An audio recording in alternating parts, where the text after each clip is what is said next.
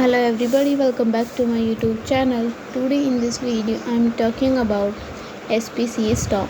In this video we talk about stock pros and cons and technical analysis and latest news about it.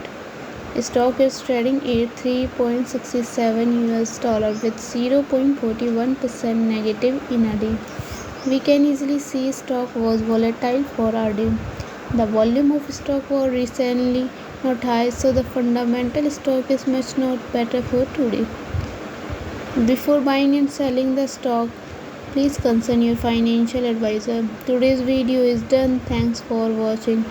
Please subscribe my YouTube channel and like the video, and also comment all related queries.